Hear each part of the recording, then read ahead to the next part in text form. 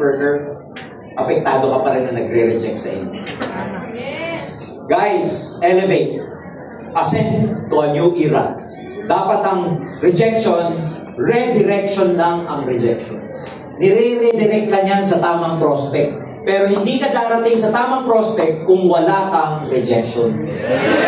So i-welcome nyo, pag sinabing rejection, maniwala ka. Nire-reject ka, sinasabi sa'yo, hindi totoo yan, hindi ka magkakaroon ng asenso dyan and everything. As partner sa pag-asenso. Ikaw nga wala kang partner, paano ka aasenso? Sabihin mo sa kanya, talikuran mo na lang. Pero bago mo talikuran, sabihin mo, buiset.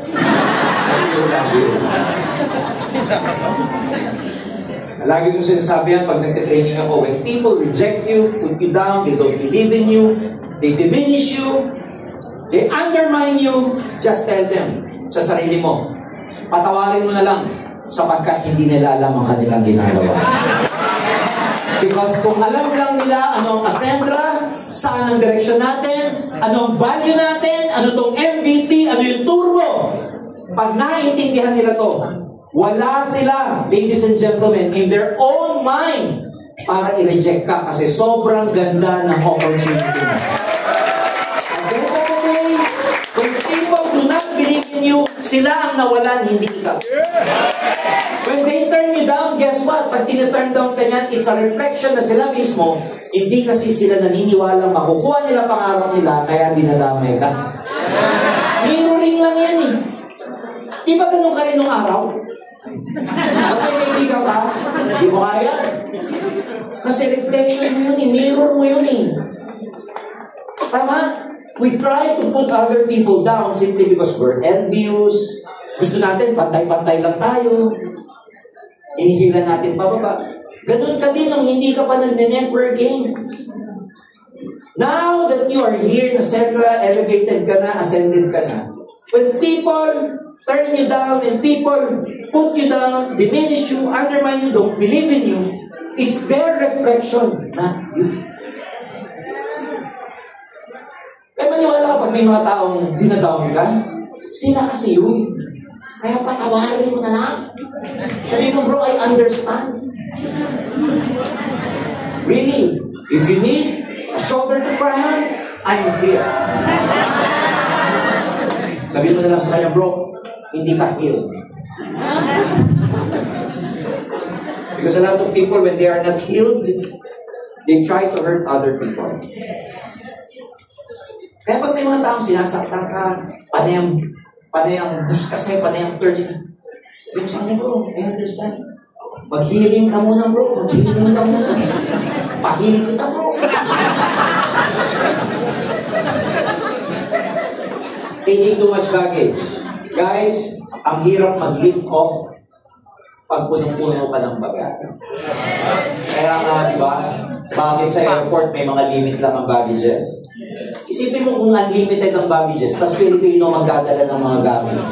Malamang buong bahay niya, dali niya sa aeroplano. Hindi na nilift off yun. Ang hirap pong mag-zoom pag may naka-angkla sa iyong chain. Dahil mo dala, negativity. High vibration po tayo sa Ascendra. Kasi ang dreams mo, high vibration yan eh. Dapat ikaw, para makuha mo siya, nandun ka rin sa level na high vibration. Pero kung yung kotse, bahay, lupa, mayaman, high vibration yan. Pero ang feeling mo, worried ka, anxious ka, galit ka, envious ka, wala ka, hindi ka mapagpatawad, hindi kayo match. You know, in life, merong tinatawag the law of least effort. Katandaan nyo, maraming tao, list na list, katiting na katiting ang effort at hataw nila.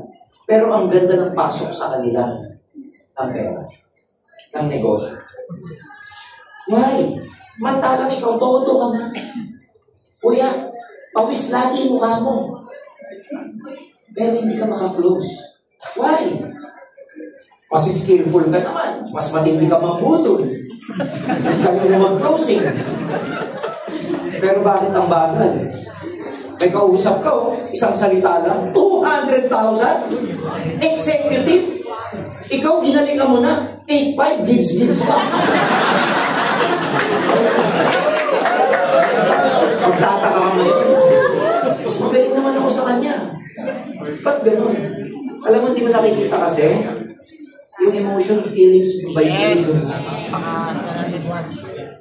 Ang bigat mo eh. Bigat mo dali. Patawad ka, boy. Patawad ka, girl. Past na yun eh. Let go na. Alam mo, pag hindi ka nag-let go na at ikaw eh, hindi mo napapatawad, merong energy string na hindi ka nakikita na nakakabit pa sa'yo doon sa hindi mo pinapatawad. You can't it off by forgiving because you deserve peace. Let go na. Matagal na nakasakit sa'yo. Principal na pinahiya ka, elementary ka. Eh ngayon, 65 ka na. Tagal na nun. Girlfriend mo, boyfriend mo, ex mo, annulled ka, divorced ka, abused ka, whatever it is. Di ba? Whatever it is, abandoned ka, you were raped or whatever, I don't care about your past. Your past is in the past. You don't live there anymore. You're not there anymore. May partner ako eh. Lagi nagsiselos sa ex. Hindi na kami, hoy! Teka muna. Dati kami. Ngayon hindi na. Wala na ako doon. Ikaw na.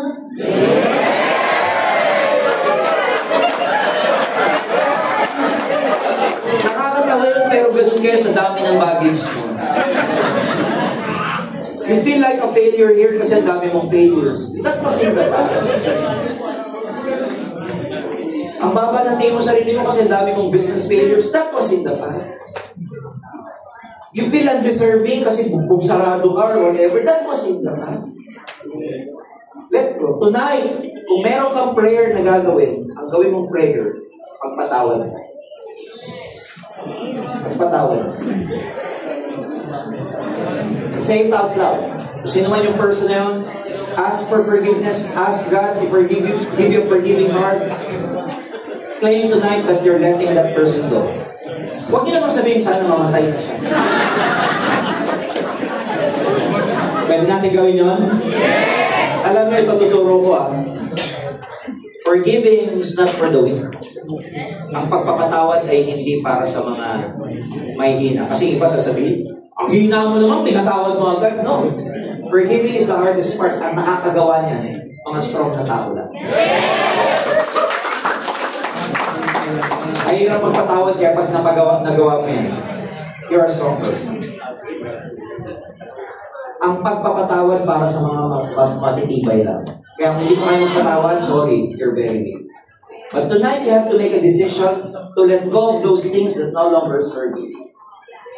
People, circumstance, experience, let them go if they don't serve you anymore. What will serve you is your positive belief, is your faith, is your hope. What will help you, yung mga kasama nyo dito sa community na? Tama na. You've beaten yourself so much already, you don't deserve that anymore. Masyado mo nang binugbog yung sarili mo. Tama na. Nagkamali ka? Lahat naman tayo nagkakamali eh. Galit ka sa sarili mo. Alam mo maraming tao, hindi nyo napapatawad ang ibang tao kasi hindi mo pa napapatawad yung sarili mo. Forgive yourself. Gusto nyo ng high vibration? Forgive yourself for all those mistakes. You're so hard on yourself. Tama na. Tama na. Boy.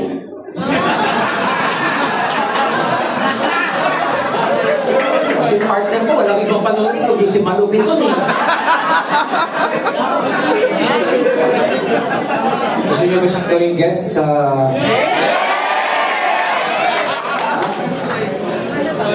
Lesson. Tonight, you will have to make a decision. Forgive yourself.